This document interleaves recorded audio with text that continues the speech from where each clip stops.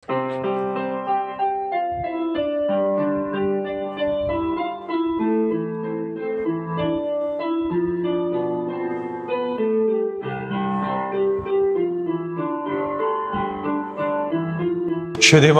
আমরা জানতে চাই হেলথ চ্যানেলের সকল দর্শকদের শুভেচ্ছা। আমরা আজ গুলশান শুটিং ক্লাবে একত্রিত হয়েছি। আমাদের সাথে আছে বাংলাদেশের স্বনামধন্য ফ্যাশন ডিরেক্টর রাকিব বাবু। ওনার সাথে আমরা ফ্যাশনের সাথে স্বাস্থ্যের যে সম্পর্ক সেই বিষয়ে আমরা কথা বলবো। কেমন আছেন মিস্টার রাকিব বাবু? আমি ভালো আছি, আপনি কেমন আছেন? জি আলহামদুলিল্লাহ, আমি ভালো আছি। আমার প্রথমেই জানতে চাওয়া, আপনি একজন সমাজ সচেতন পুরুষ হিসেবে যে স্বাস্থ্যের সাথে ফ্যাশনের কি সম্পর্ক, যদি একটু দর্শকদের জন্য একটু বলতেন।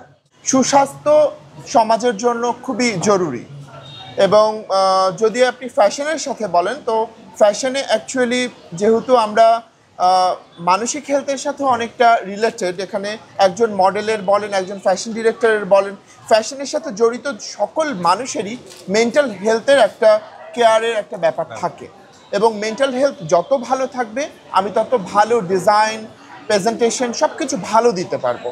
আমি একজন Bangladesh cancer society life member হিসেবে আপনার কাছে জানতে চাইবো, ক্যান্সার নিয়ে আপনারা কি ধরনের কাজগুলো করে থাকেন? আমি প্রথমে ক্যান্সার গিভার হিসেবে কাজ শুরু করি। আমার মা একজন ক্যান্সারের পেশেন্ট, যে আম্মার ট্রিটমেন্ট এবং সব কিছু মিলিয়ে দেখা গেল যে ক্যান্সারের সাথে একটা যুদ্ধ বলতে পারেন, সেই যুদ্ধ শুরু করি। তারপরে আমার হঠাৎ করে মনে হলো যে সমাজের অনেক নারী আছে এবং অনেক মানুষ আছে, শুধু নট অনলি নারী, যে যারা ক্যান্সার সম্পর্কে তাদের ধারণা কম। এটাই এই সচেতন যে ব্যাপারটা, এটার উদ্যোগে আমি প্রথমে ডক্টর লুবনা মারিয়াম, উনি একজন ক্যান্সার বিশেষজ্ঞ অঙ্কোলজিস্ট, ওনার সাথে কাজ শুরু করি আমি। দেন এখন আমি ওনার সাথে কাজ করছি।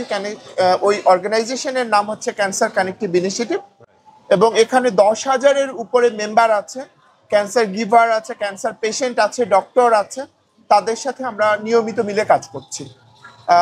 বলতে পারেন আমরা একটা হেল্পিং অর্গানাইজেশন হিসেবে এটাকে প্রতিষ্ঠা দেওয়ার চেষ্টা করছি। আমার নাম অ্যাডলফ খান, আমি একজন কোরিওগ্রাফার, একজন ডিজাইনার, এখন প্রমোটিংও করছি, প্রমোটার হিসেবেও কাজ করছি, প্লাস আমার একটা স্কুল আছে, আমি একজন গ্রুমার। ফ্যাশনের সাথে স্বাস্থ্যের একটা চমৎকার একটা ফাইন লাইন রয়েছে, যেখানে হলো আপনি যদি চমৎকারভাবে ফ্যাশন করতে চান, আপনি যদি স্টাইল করতে চান, আপনি যদি গ্ল্যামারাস থাকতে চান, আপনি যদি সব জায়গায় নিজেকে চমৎকারভাবে প্রেজেন্ট করতে চান, ডেফিনেটলি আপনাকে স্বাস্থ্য সচেতন হতে হবে। স্বাস্থ্য সচেতন না হলে আপনি কোনো ফ্যাশন করেই আপনাকে দেখতে সুন্দর লাগবে না, কোনো ফ্যাশনই আপনি কমফোর্টেবলি বা স্বাচ্ছন্দ্যের সাথে আপনি ক্যারি করতে পারবেন না। তো ডেফিনেটলি স্বাস্থ্যের সাথে ফ্যাশন ওতপ্রোতভাবে জড়িত। ইয়াংদের বলবো আমরা যে আমরা খুব তাড়াতাড়ি কিন্তু অসুস্থ হয়ে যাচ্ছি, অনেক বেশি অসুখ বিসুখ আমাদের বেড়ে গেছে। আমাদের অনেক বেশি স্বাস্থ্য সচেতন হতে হবে, অনেক বেশি বুঝে চলতে হবে। যারা যৌবন, এখনও যৌবনটাকে ধরে রাখতে যা যা প্রয়োজন, এক্সারসাইজ প্রয়োজন, যে যে খাবারগুলো আমাদের স্বাস্থ্যের জন্য ক্ষতিকারক, যে অয়েলি ফুড কিংবা জাঙ্ক ফুড কিংবা যে ব্যাপারগুলো অতিরিক্ত কার্বোহাইড্রেট, অতিরিক্ত সব কিছুই শরীরের জন্য খুবই ক্ষতিকারক। তো ওগুলো বাদ দিয়ে খাবার দাবারের রুটিনটা করলে, সেভাবে করে মেনটেন করলে দীর্ঘদিন ইয়াং থাকা যাবে, দীর্ঘদিন তারুণ্য ধরে রাখা যাবে, দীর্ঘদিন গ্ল্যামারাস লাগবে। আমি ফ্যাশন গ্ল্যামারটাকে মাথায় রেখে সবসময় খাওয়া দাওয়া করি এবং সবসময় সেটা মেনটেন করি যাতে এক চুলও বেশি আমার এদিক ওদিক না হয়ে যায়। আমি খুবই অনেক কিছু ছাড় দিয়েই আমি আমার খাদ্যাভ্যাস বলেন বা রুটিন বলেন বা আমার দৈনন্দিন লাইফস্টাইল বলেন, সব কিছুই আমি খুব একটা রেগুলার রুটিনের মধ্যে চলাচল করার চেষ্টা করি। আমার এখন বর্তমান বয়স 71 বছর। আমি প্রচণ্ড স্বাস্থ্য সচেতন। আমি মিষ্টি কম খাই, ভাত কম খাই, আটা খাই না, পার্টিপক্ষে পানি বেশি করে খাই। তা যারা স্বাস্থ্য সচেতন তাদেরকে অবশ্যই সব কিছু মেনে চলতে হয়। আমরা নিজের ভালো বুঝবো, স্বাস্থ্যকে সচেতন রাখবো এবং বেশি করে হাসবো। বাঙালি কিন্তু হাসতে ভুলে গেছে। বাঙালি কাঁদতে জানে, হাসতে জানে না। হাসানো বা হাসা খুব কঠিন কাজ, এটাই আমরা প্র্যাকটিস করব। আর খাওয়া দাওয়া সম্বন্ধে আমরা একটু সচেতন হব। আমরা যে জিনিসগুলো খেলে আমাদের স্বাস্থ্য ক্ষতি হয়, যেমন তেল, মদ জাতীয় জিনিস বা মাদক জাতীয় জিনিসপত্র, এইগুলাকে আমরা পরিহার করব। এগুলো আমরা কখনোই এটার পাশ দিয়েও যাব না। এবং এই বহুদিন বাঁচতে হলে নিজেকে স্বাস্থ্য সচেতন রাখতে হবে আমি মনে করি। ভালো কিছু খেতে হবে, দুশ্চিন্তা মুক্ত থাকতে হবে এবং হাসতে হবে। সাংস্কৃতিক অঙ্গনে প্রায় 50 বছর আছি। এই 50 বছরে আমি যেটা বুঝেছি যে আমি কখনো কষ্ট পেলেও কষ্ট পাই না। আমি ওই কষ্টটাকে বাদ দিয়ে হাসিটাকে বরণ করে নিয়ে নিজেকে ধারণ করি।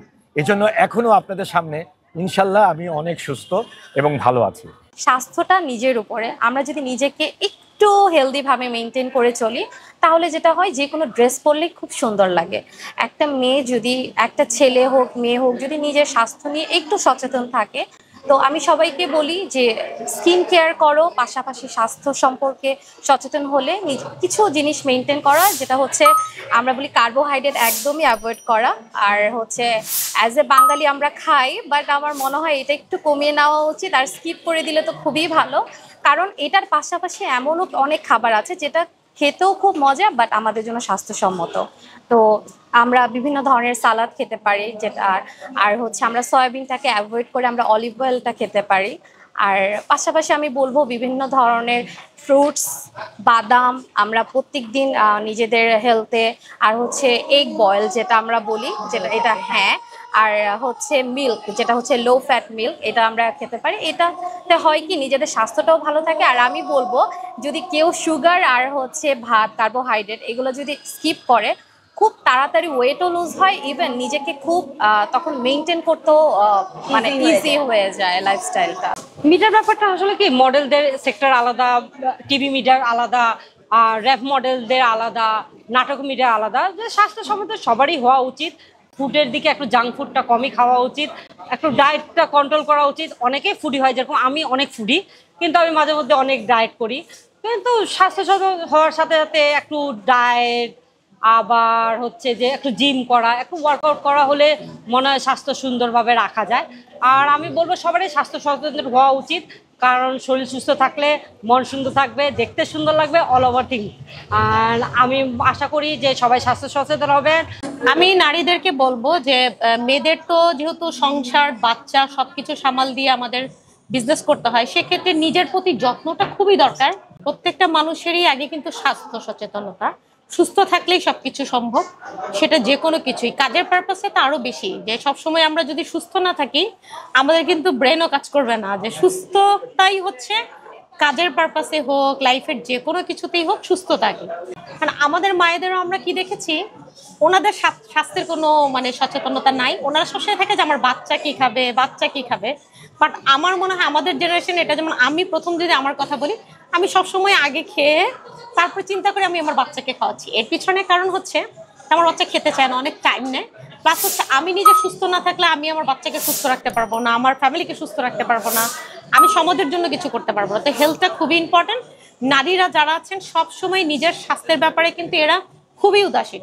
এই উদাসীনতা থেকে কিন্তু মানে বেশিরভাগই দেখবি আমাদের হচ্ছে বাংলাদেশের মেয়েরা কিন্তু 30-এর পরে সত্যি কথা বুড়িয়ে যায়, তাদের এনার্জি থাকে না, এবং তারা কোনো যখন একটা মানুষের বডি থেকে কোনো কিছু কাজ করে তার মাথায় কাজ করবে না।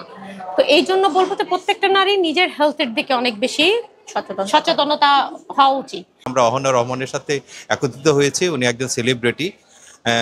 আমি বাংলাদেশ ক্যান্সার সোসাইটির লাইফ মেম্বার হিসেবে ওনার কাছে প্রশ্ন রাখছি যে বাংলাদেশ ক্যান্সার সোসাইটি প্রতি সোমবার মিরপুর টেকনিক্যাল দারুসালামে ফ্রি চিকিৎসা দিচ্ছে। তো এই ফ্রি চিকিৎসার আহ্বান করার জন্য অহনা রহমানকে আমরা অনুরোধ করছি। বাংলাদেশের সাধারণ যারা নারী আছে, যারা চিকিৎসা করতে পারে না অর্থের অভাবে, আপনি যদি তাদের সম্পর্কে কিছু বলতেন, যে অন্তত ক্যান্সার সোসাইটিতে এসে যেন তারা এই চিকিৎসাটা সঠিকভাবে পায়। সবার আগে বাংলাদেশ ক্যান্সার সোসাইটি হসপিটালকে অনেক অনেক ধন্যবাদ যে তারা এত বড় একটা উদ্যোগ নিয়েছে।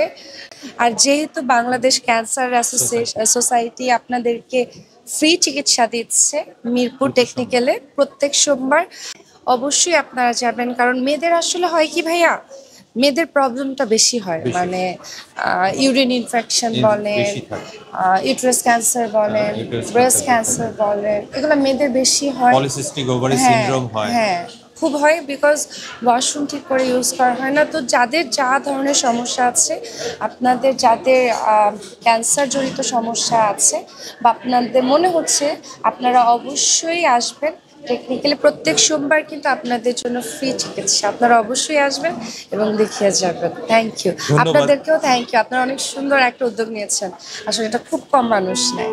এই স্বাস্থ্য বিষয়ে বিভিন্ন সেলিব্রিটিদের সাথে কথা বলেছি, তাদের সাথে আমরা স্বাস্থ্য বিষয়ে তাদের মতামত নিয়েছি এবং আমরা যে বিষয়গুলো এখানে দেখলাম সেটা হচ্ছে সকলে স্বাস্থ্য সচেতন, এটাতে কোনো সন্দেহ নেই। আমরা যত চিকিৎসা নেই, আমরা যদি আমাদের দৈনন্দিন খাওয়া দাওয়া ঠিক না করি তাহলে কখনোই আমাদের স্বাস্থ্য ভালো রাখা সম্ভবপর নয়। তো আমরা জানতে চাই চ্যানেলের পক্ষ থেকে আপনাদের সকলকে আমরা আবারও আন্তরিক সাধুবাদ, অভিনন্দন এবং ভালোবাসা জানাই। ধন্যবাদ সবাইকে।